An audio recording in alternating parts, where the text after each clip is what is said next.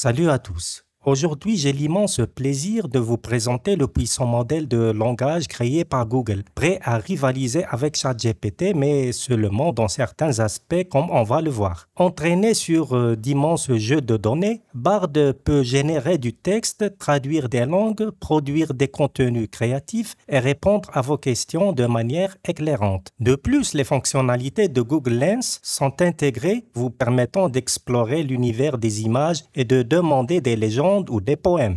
Et ce n'est pas tout. Désormais, écoutez les réponses de Bard grâce à la synthèse vocale, idéale pour être à l'écoute en déplacement. Bard est désormais compatible avec la recherche Google, ce qui lui permet de rechercher et de référencer des informations sur Internet tout en répondant aux requêtes. Avant de continuer, n'oubliez pas de vous abonner à cette chaîne afin que vous soyez au rendez-vous à chaque nouvelle publication. Et sans plus tarder, nous allons lui demander de se présenter. Salut, pouvez-vous vous présenter en mentionnant ce qui vous distingue de ChatGPT? Le mieux serait de le faire d'une manière poétique en commençant par « Hey ChatGPT, ça va barder ».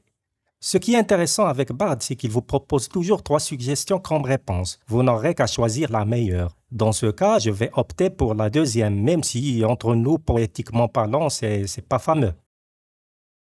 Avec Bard, vous n'avez qu'à copier le lien de n'importe quelle page web et lui poser vos questions en y ajoutant le lien. Mais le plus intéressant reste à venir. Posons-lui la question suivante.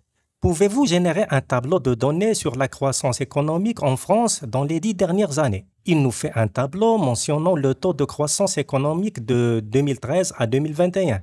Et là, je lui demande, pouvez-vous inclure une colonne pour le PIB, une autre pour les exportations et une autre pour les importations? Ce qu'il finit par exécuter sans le moindre problème. Un tel tableau avec beaucoup plus d'indicateurs économiques vous donne déjà un aperçu plus fiable sur la situation économique de tel ou tel pays. Vous avez la possibilité d'exporter ce tableau vers Google Sheets en cliquant sur « Exporter vers Sheets ». Une fois l'exportation terminée, vous pouvez cliquer sur « Ouvrir Sheets ». Et là, je profite de l'occasion pour lui demander, y aurait-il une formule mathématique mettant en relation ces 4 indicateurs économiques?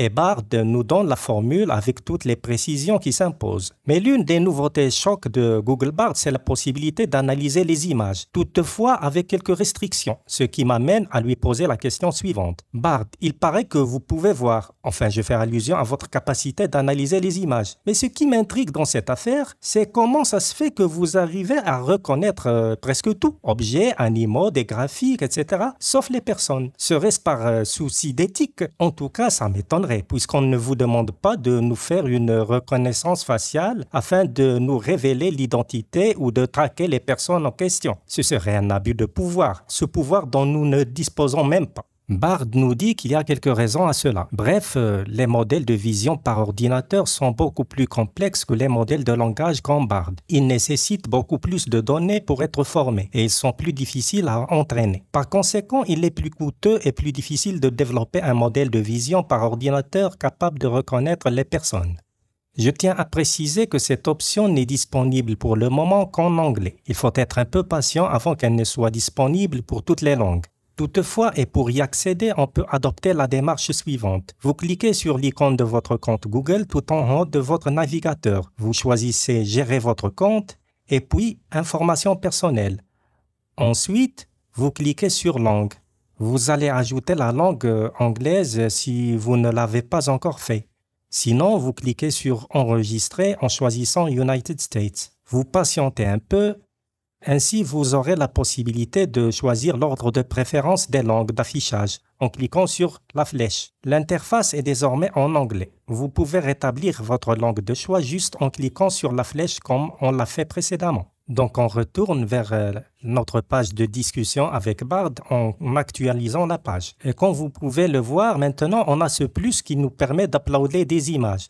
En cliquant dessus, pour la première fois, on a ce message. On clique sur « Got it ». Je clique sur « Plus », je sélectionne une image depuis mon disque dur et je lui donne la question suivante en anglais bien sûr. « Can you describe in detail this image ?» La description de Bard est la suivante. Un chien beagle est assis dans un petit bateau en bois sur un lac au coucher du soleil. Le chien porte un collier, etc. Le ciel est d'une belle couleur orange et rose et l'eau reflète les couleurs du ciel. L'image capture la tranquillité et la beauté d'un coucher de soleil sur un lac, etc. Il y a une autre option qui vous permet de modifier la réponse en plus courte ou plus longue, etc. Je lui demande alors de nous écrire un poème en s'inspirant de cette image en adoptant le style d'Emily Dickinson. Et contrairement à son poème en français, ce poème-là a bien du style, il faut le reconnaître. Je clique sur le petit haut-parleur pour activer la synthèse vocale. Sure, here is a poem about the dog in the style of Emily Dickinson. A dog in a boat. A little boat upon a lake, its mast a tree, its sail a rag, a dog within, his name unknown, his dreams a sea, his thoughts a fog. He sits and stares, his eyes aglow, as if he saw a world below, a world of wonders, far and wide, a world of joy, a world of pride. He dreams of ships, of far-off shores, of lands he's never seen before, of places he would love to go, of things he'd love to know. He dreams of days when he will roam the world, a free and happy roam, a dog without a leash or chain, a dog whose master is his name. Là, je vais lui uploader une image, mais cette fois en lui proposant de suivre un plan chaque fois que je lui pose une question. Nous allons adopter la démarche suivante. 1. Je vous donne une instruction. 2. Vous allez donner votre réponse en anglais. Ensuite, vous allez traduire cette réponse en français. Vous êtes d'accord? Vu qu'il a répondu favorablement, je lui transmets une image depuis mon disque dur et je lui dis « Describe this image ». L'image montre une table en bois avec des spaghettis, des champignons, des tomates, de l'ail et de l'huile d'olive. Les spaghettis sont enroulés dans une assiette en céramique blanche et les légumes sont disposés sur un plateau en bois. Pas mal, c'est même impressionnant. Comme vous avez pu le constater, il a même répondu en français en premier lieu avant de donner sa réponse en anglais, ce qui est parfait. Je me suis même permis de lui poser la question suivante en français. Pouvez-vous proposer une recette à base de ces ingrédients? Ce qu'il finit par faire, une recette avec les ingrédients et les instructions, mais cette fois seulement en français. Et ce sera tout pour aujourd'hui et à la prochaine. Faites partie de notre aventure en vous abonnant à notre chaîne. Nous serons ravis de vous y retrouver.